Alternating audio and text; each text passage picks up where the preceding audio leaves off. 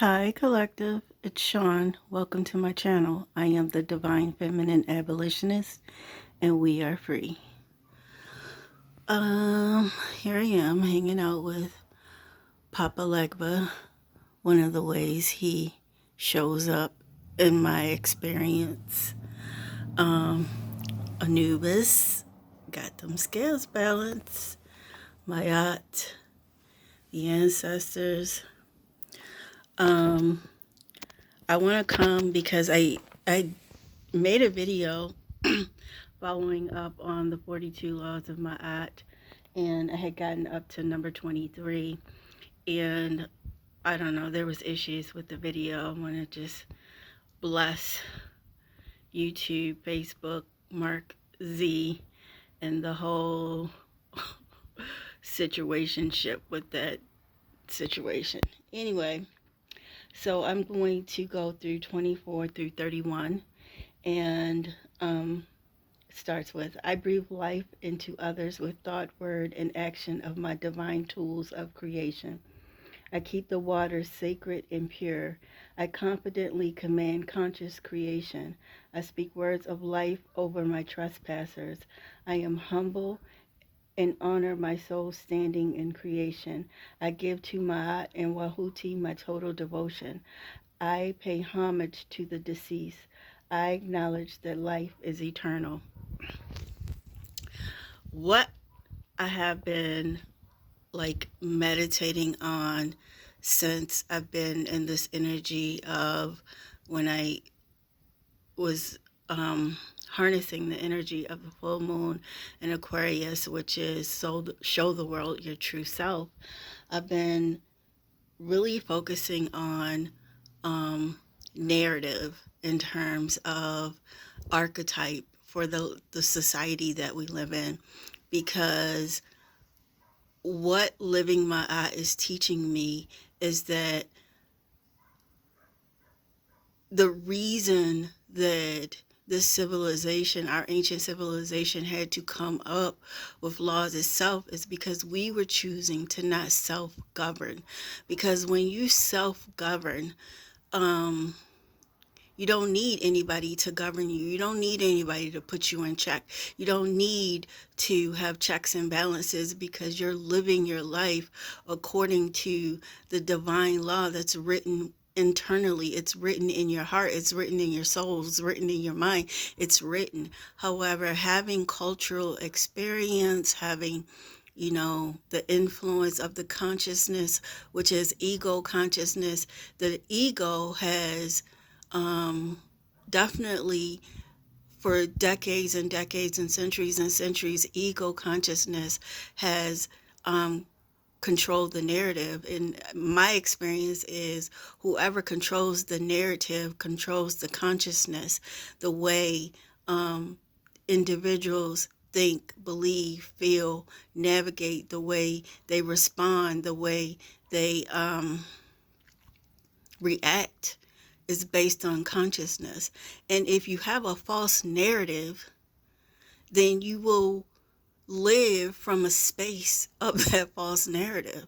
And if the false narrative that you have was influenced, was indoctrinated, was cultured, was socialized by sources outside of yourself whose interest it was to perpetuate the false narrative, then you will never experience what it is to be enlightened or know thyself.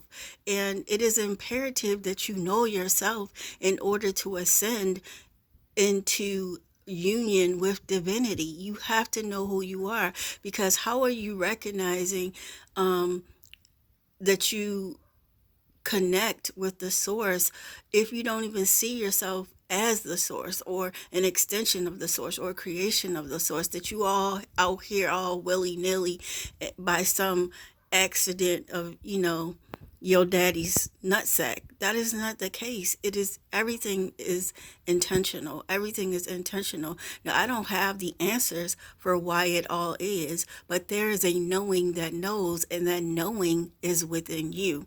So I've been thinking about this narrative because a lot of energy has been focused on, especially I live in the United States, so, and I live in the Midwest of the United States, and a lot of the energy of the Midwest is focused on a very false narrative of what patriotism is. I call it wounded patriotism. I call it distorted patriotism. And that narrative has fueled the consciousness of so many of the citizens of the state and, of the world, of the country, blah blah blah.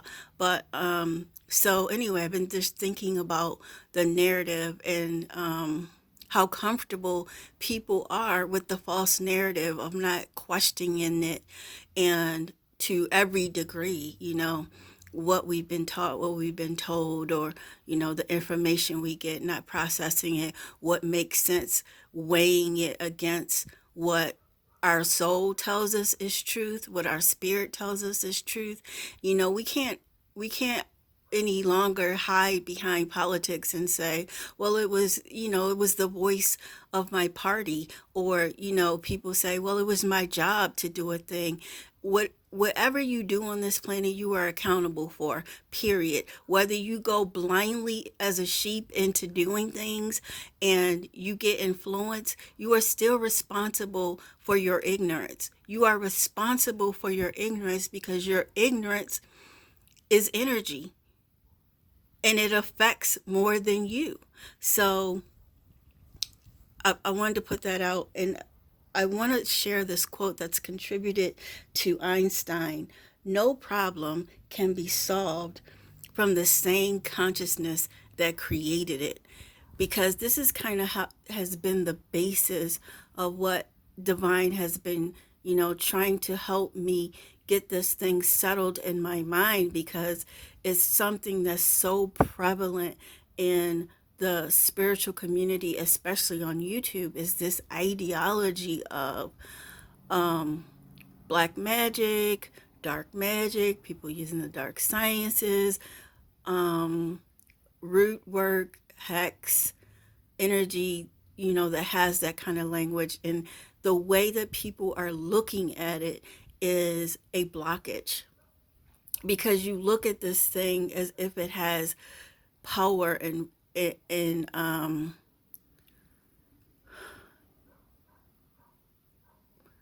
power over the divine, and nothing has power over the divine. So if you are in alliance with the divine, then nothing, I'm not saying that energy does not have effect, or that it does not have cause, and that it does not have consequences. I'm absolutely not saying that, because I'm an energy worker and I know how energy works. This is what I'm trying to say to people who are so overly concerned about what somebody else's energy is doing, or that you want to use energy in a way to cause harm to someone else. Whatever you send out and whatever intention it was meant is how it's coming back to you. Period. It works like none of us escape that. None of us escape cause and effect. That's why we have to keep our heart light as a feather, so the scales balance out, because whatever you stack the scales against, especially if you use fear, false evidence appearing real, revenge, anger, you want to get retribution for whatever, and you don't do it from a place of spirit, from a place of right thinking, right consciousness, right will, whatever you send out is coming back to you multiplied in the intention that you sent it. So if you send something out with this sense of, oh, that person's gonna get everything they sent me, every harm they gave me. If you send that out, that's how it's coming back. It's a boomerang. And then you just stay in the pedagogy. You stay in the destructive cycle of this energy that doesn't serve. And the whole purpose that we go through anything that is suffering is that we ascend through it. We ascend through it, because there's nothing that separates us from the love of source, period. So I've been trying to convey this in this community of people maturing in their spirituality, in their spiritual walk. It's just like, even with the people who are not spiritual, but you're just curious about the evolution of people, you're doing self education, or you're taking analysis of what's true for you and what's not true for you. Energy is everything. Energy is everything. And what you do with your energy, especially with your thoughts, what you consume your thoughts with, it is like investing. Is what you're investing and what you're fueling your future with. So if you're sitting somewhere in a space of somebody did something to me, somebody's doing something to my money, somebody's doing something to my life, somebody's doing something to this, or you're thinking about somebody who you know hurt you, or you hurt them, or whatever, and it's like, oh yeah, they're gonna get what's coming for them, and da da da da da. All of that is perfectly probably true, but what my thing is, it's none of your business. It's none of your business. Whatever we go through is a lesson for us. If you're going through the lesson, it means you have whatever it takes to pass the lesson, fail the lesson, or, keep returning to the lesson until you get it. But the intention is for you to get the lesson and move to the next level of life. The game of life and how it is played. You see that chess game in the back, because that's what it is. It's like, how do I play? What are the moves? And if you have to be strategic in your spiritual development, you have to be strategic in every development of life. And some of us are so we've been operating from survival mode for so long that even though we have surpassed survival mode, we don't know how to be and thrive, because there was no handbook that said, hey, this is how you operate on thrive level. We just wanted it and we manifested it, but we don't even know, okay, now that we've manifested thrive level, how do we even function in this? How do we maintain this, and how do we even surpass this level? How do we even get past it? But how do we get the maximum the maximum out of the level that we're at this particular time? One of it is changing your consciousness, because this return to sender energy that's on in this community, it has to elevate. It has to elevate, because you're returning something in the spirit of, oh, they finna get it. And this karmic justice energy is, oh, they finna get karmic justice, which means in your mind, you're thinking something bad's going to happen to them, something's negative going to happen to them, or you're focusing on the negative things that, or I'm not even going to use them negative, you're focusing on the things that we would label as negative that are happening to people who have hurt you. And it's like you're stuck in that. If whatever you focus on is what grows. So if you're focusing on, I see they losing their house, I see they losing their car, I see they can't keep a relationship, I see they got stuck with a karmic demonic energy. If you're focusing on that, that is exactly what is going to keep you stuck from getting to the next level or getting the maximum. If you're like, dang, I ascended, but I still have challenges with saving money or manifesting huge, big things, or, my visions manifesting without time or effort. Like, I still have challenges there. That's because your energy is blocked with all of this garbage that is none of your business. The first rule of self-governance is doing no harm. That's Ma'at. Doing no harm, and that the way you live is not just beneficial for you, that is beneficial for everybody in your community. It took me a very long time to understand that my living wasn't in vain, and it wasn't just about me. So everything that I go through, everything that I experience is not just about me either. So this idea of returning to sender, I'm going to give an ancestral tool that if you, I promise you that if you take this tool and you apply it to any energy that you feel is creating blockages or creating pulls on your energy, if you apply this solve of this consciousness to it, it's a salve. It's consciousness is medicine. If you apply this medicine to it, it will transform it, and it will unleash the blockage, because that is what you came here so that you may have life and have it more abundantly. So, first of all, somebody sends something to you and you connect to it, you feel a vibe or whatever. So you say, I return to sender this thing that was intended as a weapon.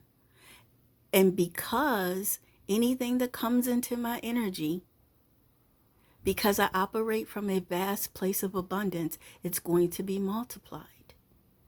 Because I operate from a pure place, my heart is pure, my soul is pure. My intention as I navigate on the planet is to be gentle and do no harm. It is pure. So that thing gets cleansed in the purity of my love. And not only does it get cleansed, because everything about me is alchemy. I am a divine alchemist. So that thing that you sent to me as a weapon, it gets transformed. And you know what? I am an intentional person. So I'm not just going to transform something without intention. I transform it into a tool, and I'm sending it back to you with all this blessing on it. I'm sending it back to you with all this blessing on it, so that you can use this tool that you sent to me as weapon to manifest the highest, best version of yourself. Blessings. Blessings. This is Ma'at. This is Yeshua saying, bless those who intentionally deceive you and abuse you and use you. Bless them. That's grandmother wisdom. Because that's where we in that season of Aquarius. That stuff is transformation. The Aquarius, this is the water bearer. They wash away all of that stuff, that decay of culture, that decay of the false narrative. Everything blesses me. Everything blesses me. Everything blesses me. And everything balances the scales. The scales get balanced in my life. Because what? Source doesn't play about me, and Source doesn't play about you either. So I gift that to you, those tools, and I hope that you take them into consciousness. And I also want to talk about this spread that I just drew. This is from the Hoodoo Tarot. I'm not even going to try to say her name, but her last name is Michaela. And I love this deck. I love the imagery of this deck, and the book that comes with it. It's beautiful because she, in my opinion, she gives scripture from the Christian Bible, because a lot of people who practice hoodoo or who come from hoodoo traditions have merged with the Christian church. So that is what is amazing about the Africans who came to the U.S. is that their own spirituality was banned, and it could get them killed for practicing it. But they use what this land, the native people had in this land. They learned the ecological system to practice their own faiths, and they learned how to use the Christian faith that was intended to keep them in servitude, was intended. The Bible was used in a way to keep them enslaved, and they use that thing to hide their faith practices. So I always have so much respect for the wisdom and the intelligence of the Africans who were stripped of their language, were stripped of their culture, were stripped of their homeland, and they came here and they extracted what was intended to break them. They extracted from that, and they built a system that they could work with and find solace in, and find peace in, and find grace in. And so I respect that. And I will always try to find out as much information and make those practices be alive in my life. The first card is, the light is getting in the way, but it's the number one, which is in the, traditional tarot, is the Magician. And this is Black Harriman, who was an actual African American magician. And the second card I drew was the Empress. This card is number one, and this is the third one. And in her deck, it's called the Big Queen. But I feel like this: we need to be our own archetypes. We need to fit into the imagery and the ideology of the things that we're feeding our soul to. And embodying, if you're going to embody the energy or the consciousness of an empress, you should be able to see yourself as an empress. So this is a picture of me I took on the day of the new moon in Leo not so long ago. And this is number 8, the Strength card. So I'm not going to talk about them today. I'm going to talk about each of them in upcoming videos. But the number that these all add up to was 12. And then 12 breaks down to 1 plus 2 equals 3. 3 is the number of the Trinity.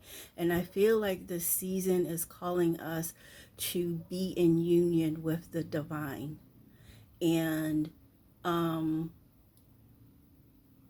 what I mean by that, it is the divinity of your masculine and feminine self in relationship with the divine. I feel like that's what this season is calling for. And I just want to send you encouragement. There's some black tourmaline there, the alchemist, because I just want to keep reminding myself that I am an alchemist. And I wish you grace and peace and love. Blessings.